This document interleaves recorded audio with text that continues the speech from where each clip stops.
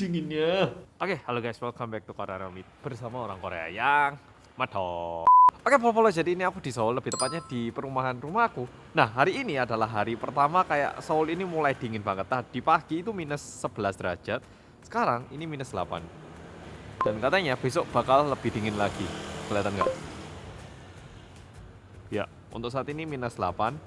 Katanya nggak sedingin besok katanya. Besok itu lebih dingin 1 derajat daripada ini. Di musim dingin ini ada sedikit perubahan yang mungkin Polo mungkin nggak tahu kalau tinggal di Indonesia, dan aku sendiri pun baru nyadar setelah aku pindah ke apartemen, karena sebelumnya beda tempat tinggal aku kayak nggak terlalu nyadar, tapi setelah pindah ke apartemen ini aku jadi nyadar. Jadi langsung kita mulai video hari ini. Pertama-tama Polo lihat tempat belakang ini. Oke, jadi ini belakangku ini adalah pintu masuk ke apartemen, sedangkan depan ini adalah tempat parkir mobil. Jadi bisa dibilang tempat parkir di sini ini adalah parkiran yang paling premium. Soalnya ketika keluar rumah itu bisa langsung naik mobil, ya toh. Ini kalau musim panas, musim gugur, musim semi, mobilnya itu pasti berlomba-lomba untuk parkir di sini. Tapi musim dingin, kelihatan kosong. Nggak cuma sini, bagian sini juga kosong, ada kosong, ada kosong, ada. Bagian sini lebih kosong lagi, kelihatan. Ya kan, lebih kosong lagi. Oh, kosong semua. Padahal biasanya ini penuh banget kalau nggak musim dingin. Sekarang yang menjadi pertanyaan, kenapa kalau di musim dingin orang-orang nggak parkir di sini? Pastinya kita tahu ya, kalau dingin kan nggak bagus untuk mobil. Nggak bagusnya kenapa? Pertama, kalau mobil solar itu katanya solarnya itu bisa membeku. Jadi ini aku nggak bohong, sungguhan. Aku waktu di Indonesia aku nggak ngerti kenapa kita harus ada mobil solar dan bensin.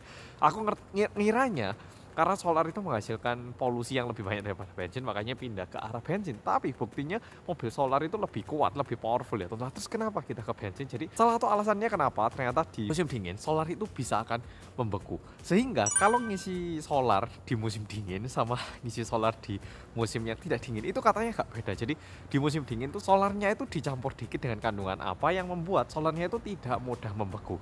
Tapi meskipun gitu, kalau pas musim dingin, mobil-mobil yang berbahan bakar solar itu memiliki kecenderungan untuk lebih susah di starter, terus baterainya beku lah atau gimana, sehingga parkiran atas ini menjadi tempat yang tidak terlalu favorit. Padahal enak banget tinggal keluar rumah gini,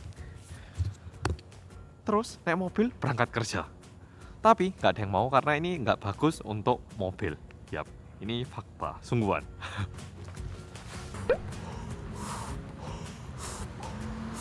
Ya, untuk poin kedua ini aku masih berjalan ke tempatnya. Sambil menuju ke tempat itu juga tak bilang lagi, kalau di musim dingin justru waktu bersalju itu malah nggak terlalu dingin deh. Waktu nggak bersalju itu malah dingin. Jadi musim dingin itu nggak selalu bersalju. Bersalju itu sama kayak hujan di musim dingin. Jadi kayak kadang salju, kadang nggak. Jadi kalau misalnya bol-bol ke Korea di musim dingin, itu nggak ada jaminan kayak pasti bersalju, itu nggak ada jaminan. Tapi juga nggak ada jaminan bahwa tidak akan melihat salju. Bisa jadi badai salju. Jadi agak hoki-hokian kalau itu. Oke. Wah, tanganku sakit banget ini. Ya, ini udah deket tempat. Untuk poin kedua, tak tunjuk langsung. Nah, ini poin kedua. Sudah nyampe, apakah bol-bol nyadar? Mungkin ada bol-bol yang nyadar, ada juga yang tidak nyadar. Oke, kita deketin terus ya. Ini tak deketin terus. Nyadar gak, Rek? Yap, di sini ada bis. Lalu ini adalah halte bis. Oke, jadi ini halte bis depan rumahku. Tapi kalau di musim dingin, karena saking dinginnya, apalagi waktu angin niup itu bisa kayak minus 15 derajat gitu rasanya. Jadi sakit banget kuping. Nah, halte bis itu bakal dikasih kayak ruang tunggu yang lebih hangat dengan cara kayak diberi dinding bening kayak gini. Jadi Pak supir bis juga tahu kalau di sini ada yang nunggu. Orang yang nunggu di sini juga bakal ngerasa hangat. Coba masuk. Aku gak pernah masuk di sini. Oh, ya apa sih? Lah kono gagange. Oh. Gimana bukanya? Sih aku kebingungan. Oke, pokoknya bisa masuk ke situ, dan ini uniknya gini.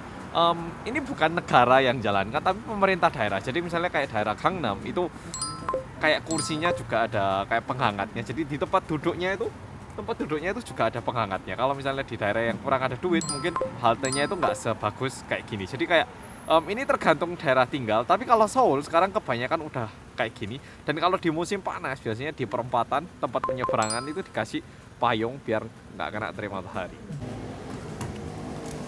Oh, kayaknya udah ditutup karena malam ini, Rek. Maaf, Rek. Ya, kayaknya udah ditutup. Karena malam hari, padahal masih ada bis loh.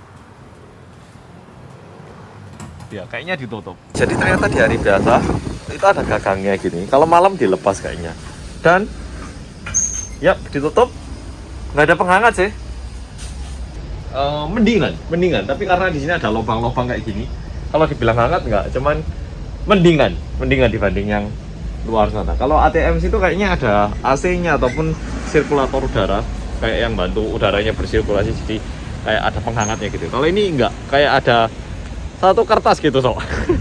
Jadi kalau dibilang dalamnya ada penghangat gitu, enggak sih. Kalau yang ini nggak ada penghangat, cuman dengan adanya satu dinding itu beda banget, Rek. Sungguhan, kayak di sini aku dingin ya. Masuk mesin ATM ini, ya langsung kayak lebih hangat 8 derajatan gitu, kayak langsung di sini tuh kayak mendingan banget, sehingga ya kayak gini nih sangat membantu. Bayangkan nungguin bis 10 menit ya kayak gini tuh, dingin banget. Tapi dengan adanya satu dinding itu hangat banget. Jadi kalau misalnya follow di musim dingin ke Korea, ke Seoul, terus ada halte bis kayak gitu, silakan masuk, silakan nunggu di dalam. Itu nggak dibayar, itu nggak dipungut biaya ataupun kayak nggak boleh digunakan, nggak. Itu cuman fasilitasnya kayak gitu. Oke, kita lanjut poin berikutnya. Kok nggak ada ya hari ini ya? Kayaknya udah dibersihkan, nggak ada ya hari ini. Kok nggak ada sih? Di hari-hari gini nggak ada, padahal biasanya ada loh. Kayaknya udah dibersihkan. Jadi sebenarnya ketiga yang pengen tak tunjukkan adalah black ice. Black ice itu apa? Mungkin tak tunjukkan satu video dulu. 위에 넘어집니다. 몸을 일으킬 새도 없이 1차로에서 미끄러진 차가 스치듯 비켜갑니다. 남성이 필사적으로 갓길로 몸을 피하는 동안에도 차량 2대가 연달아 추돌합니다.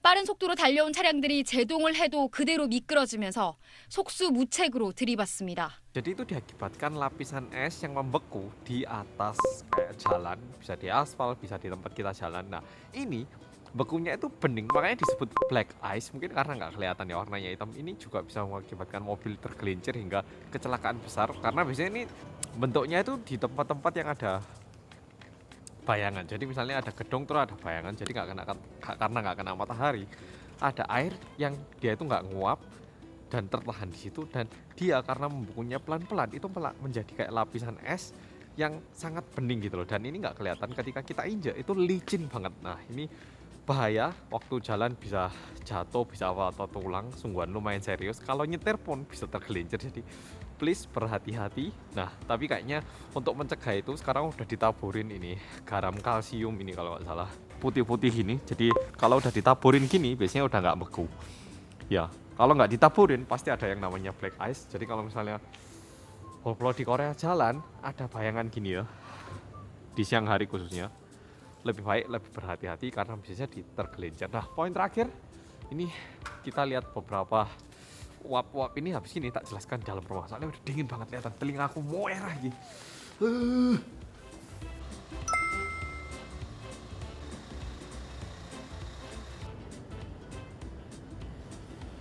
Aku balik rumah dia lagi makan tipker ternyata.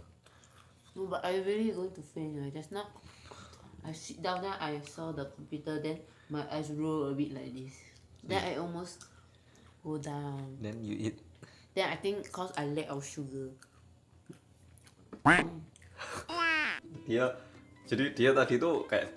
Dia tadi ngirim pesan gitu loh ke aku, katanya mau pingsan kayaknya soalnya terlalu stres gitu.